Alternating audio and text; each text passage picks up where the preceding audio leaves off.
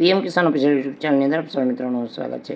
તો મિત્રો આજના વિડીયોની અંદર આપણે જાણીશું પીએમ કિસાનનો 20મો હપ્તો માટે સૌથી મોટી અપડેટ સરકાર જારી કરી છે અને ખેડૂતોનું દેવું માફ થશે। તો આ અપડેટ વિશે સંપૂર્ણ માહિતી જાણીશું।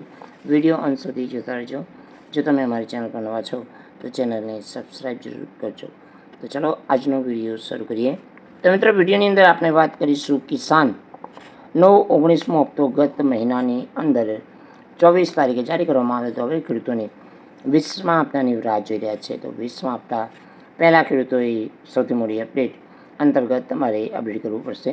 તો પીએમ કિસાન સન્માન નિધિ યોજના દેશના ઘણા ખેડૂતો એવા છે કે જે આજે ખેતી વધારે કમાણી નથી કરતા, એવા ખેડૂતોને સરકાર તરફથી આર્થિક સહાય આપવામાં આવે છે। સરકાર એમના માટે 2019માં પ્રધાનમંત્રી કિસાન સન્માન નિધિ યોજના શરૂ કરી હતી। તો સરકાર તરફથી ખેડૂતોને 6,000 મળે છે। તો પીએમ કિસાન સન્માન નિધિ યોજના હેઠળ સરકાર તરફથી ખેડૂતોને 6,000 રૂપિયા આપવામાં આવે છે, જેના સરકાર તરફથી 4 મહિનાના સમયગાળા દરમિયાન 2,000નો હપ્તો આપે છે। 19મો હપ્તો અત્યાર સુધી પીએમ કિસાન સન્માન નિધિ યોજના અંતર્ગત 19મા હપ્તા આવ્યા છે। તો 19મા હપ્તા ગત મહિનાની 24 તારીખે આવ્યો હતો। તો હવે ખેડૂતોને 20મા હપ્તાની રાહ જોઈ રહ્યા છે। 20મા હપ્તા પહેલાં તમારે ખેડૂતોએ કામ કરવું પડશે, એટલે કે તમારે કેવાયસી કરાવવું પડશે, નહીં તો તમારો હપ્તો છે એ અટકી જશે। જો ખેડૂતોને 20મા હપ્તા પહેલાં કેવાયસી નહીં કરાવે તો તમારો હપ્તો છે એ અટકી જશે। તો સાથે મિત્રો જાણીશું ખેડૂતોનું દેવું માફ। તો મિત્રો આની અંદર જાણે કે રાજ્ય સરકારે કર્યું ખેડૂતોનું દેવું માફ।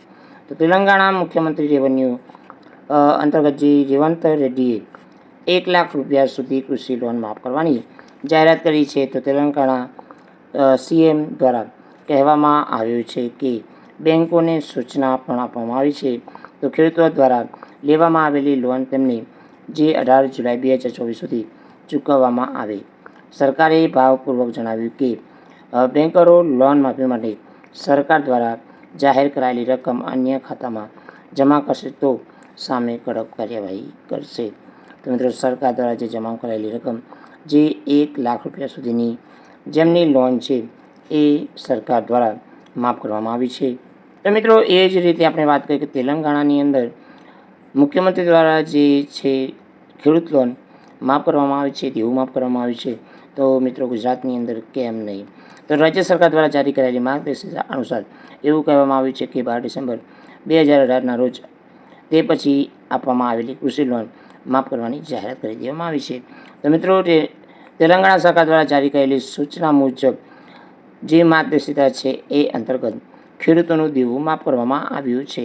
તો ખરેખર તેલંગાણાની અંદર જે દેવું માફ કર્યું છે એ હવે ગુજરાતમાં પણ દેવું માફ કરવું જોઈએ કે ન કરવું જોઈએ એ તમે કમેન્ટ કરીને અવશ્ય જણાવજો।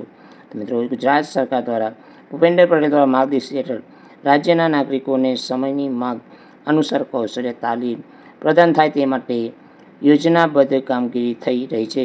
તો આ દિશામાં આગામી સમયમાં ગુજરાતમાં ખેડૂતો તથા ખેડૂત પુત્રોના જીવવા દર યોજના જે છે ડ્રોન પાયલટ તાલીમ આપવાની આ યોજના છે અને જેમાં 1200ના દરે ડ્રોન પાયલટ તાલીમ આપવામાં આવશે।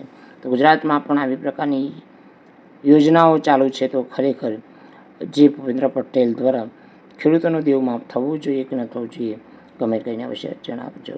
તો જય હિન્દ મિત્રો, વંદે માતરમ, જય ગરવી ગુજરાત।